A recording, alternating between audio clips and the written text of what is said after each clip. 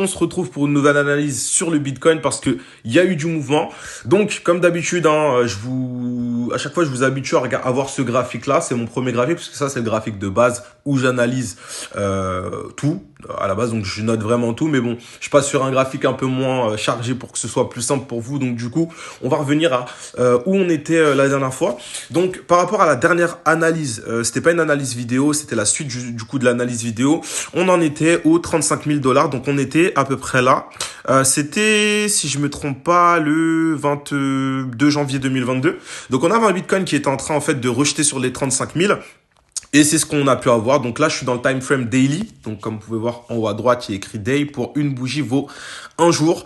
Et on a pas mal de choses qui se passent. Donc, je vais reprendre. Hein. Donc, du coup, on était en train de rebondir sur les 35 000 $. Juste ici, et c'est ce qui s'est passé. On a eu un rejet en daily des 35 000 $.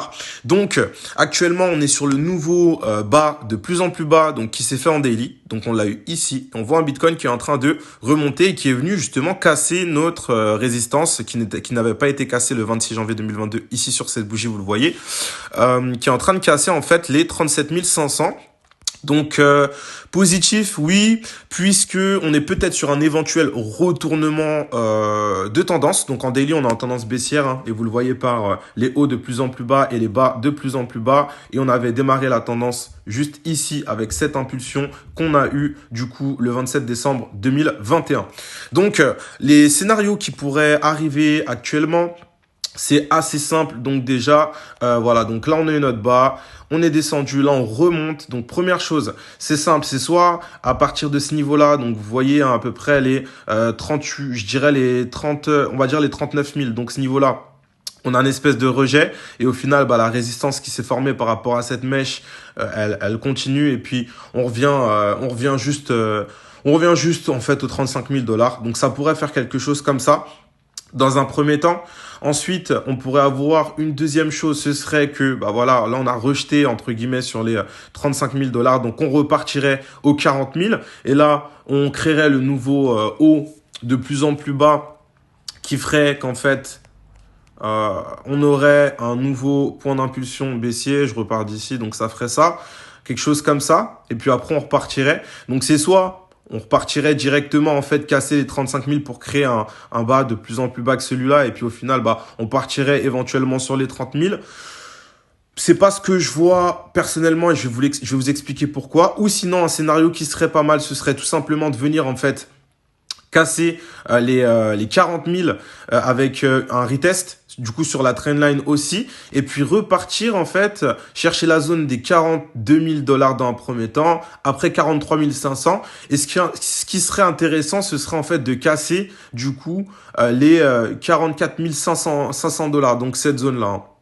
500, ouais, voilà, donc je vais fixer celle-là. Donc ici, pour pouvoir repartir à la hausse, rechercher les 45 743 et par la suite, en fait, repartir sur une tendance éventuellement haussière en daily. Et ça, ce serait quelque chose de plus positif et qu'on pourrait éventuellement voir. Bien évidemment, déjà, si on arrive à casser les 40 000 $ juste ici et à clôturer au-dessus en daily, ce serait positif parce que ce serait un éventuel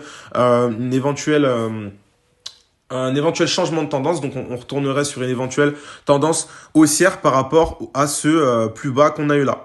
Donc, voilà. Donc là, ça se trouve. Donc là, vous voyez qu'on a eu un bas plus bas par rapport au précédent. Donc là, ce serait bien qu'on ait pas un nouveau plus bas par rapport à ici pour vraiment voir une inversion de tendance en daily. Donc, du coup, ça, c'est le scénario possible et haussier. On se met en free day.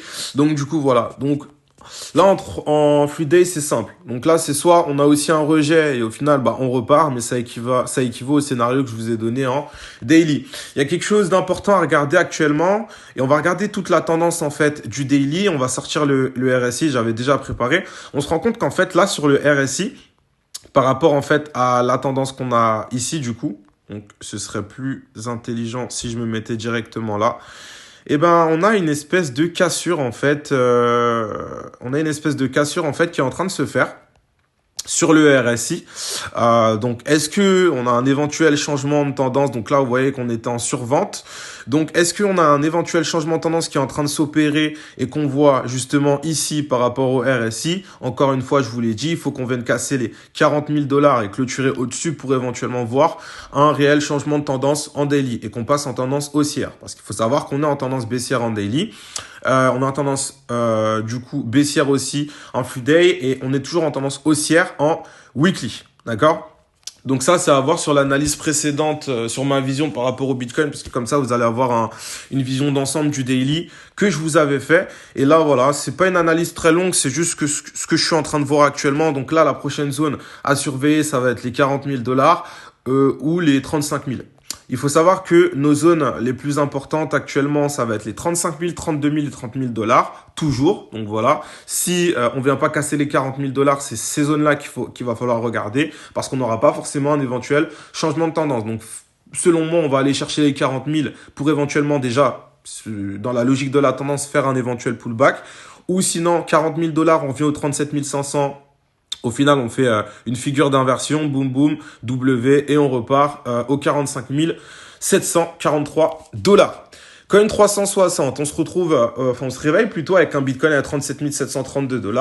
Donc, une domination de 41,16% pour le Bitcoin. Pas mal d'altcoins qui sont dans le vert. Donc, ça, c'est plutôt positif. Pourquoi je vous ai dit que, selon moi, on va peut-être avoir une remontée du cours du Bitcoin parce que là, on a pas mal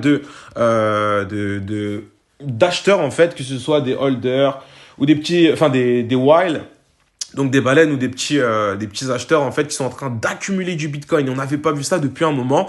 Je vais vous drop le écométrique dans la journée. Ce sera sûrement après cette analyse sur les coups de midi pour que vous compreniez ce que je suis en train de raconter. Donc voilà, en tout cas, je vous souhaite une très bonne journée. N'hésitez pas à partager l'analyse, activer les notifications, c'est super important pour que vous puissiez recevoir les notifications